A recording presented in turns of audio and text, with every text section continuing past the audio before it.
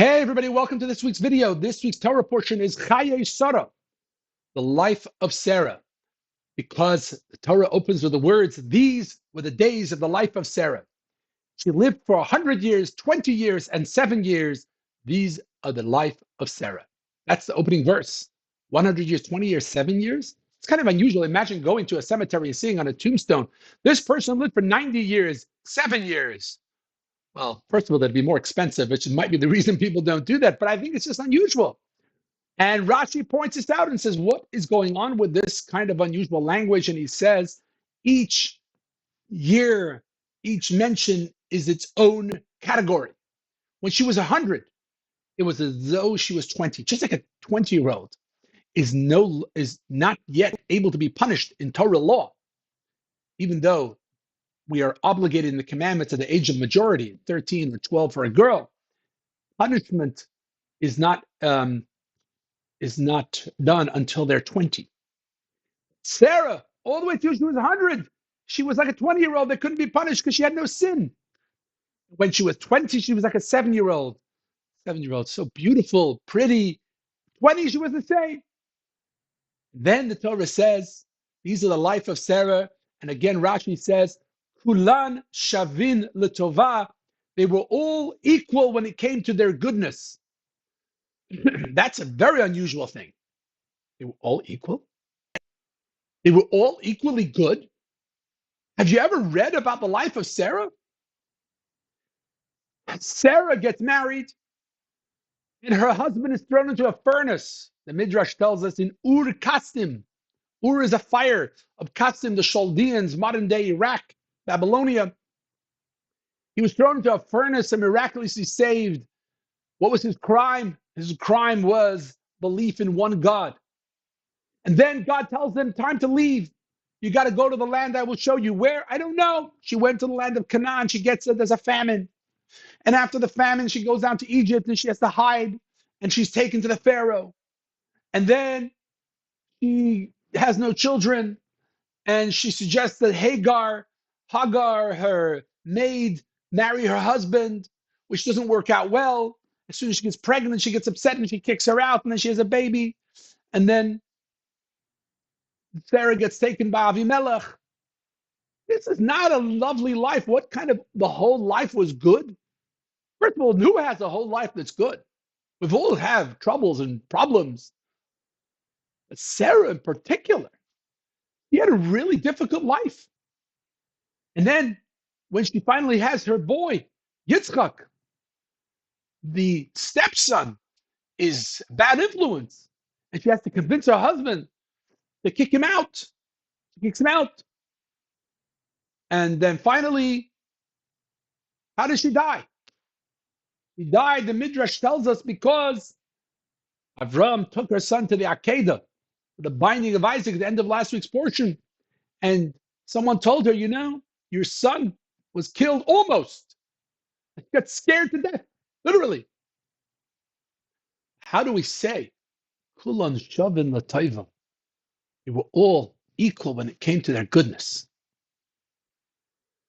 I heard a beautiful interpretation this week. As soon as I heard it, I said, I've got to share this on my video. Shavin, the word shavin means equal.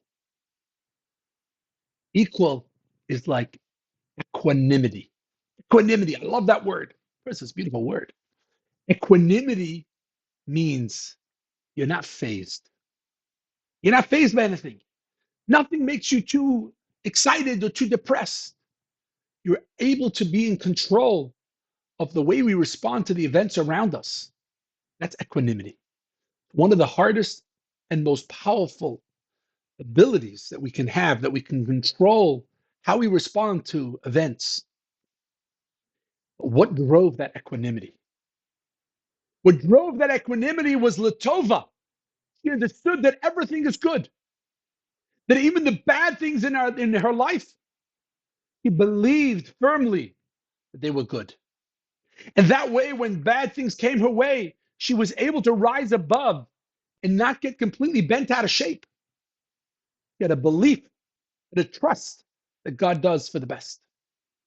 We don't understand it. That doesn't mean there's no pain, but it means there's no bad. Very big difference. Things could be painful and hurt. It doesn't mean I see them as bad. That's a critical point over here. And that's what Rashi means. Kulon shavin l'taiva.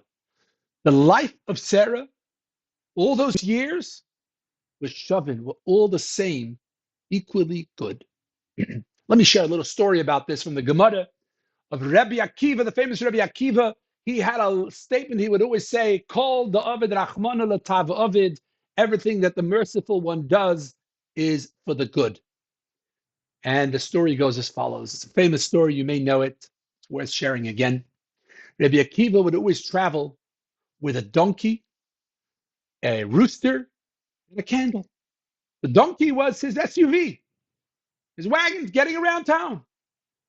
The rooster was his alarm clock.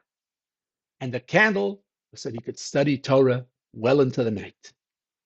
And one time, Rabbi Akiva came to a city and he went to the nearest hotel and there were no vacancies. And so he went to someone's house and said, excuse me, I need a place to stay. And everybody said, absolutely not. We don't have guests over here. They just weren't nice people.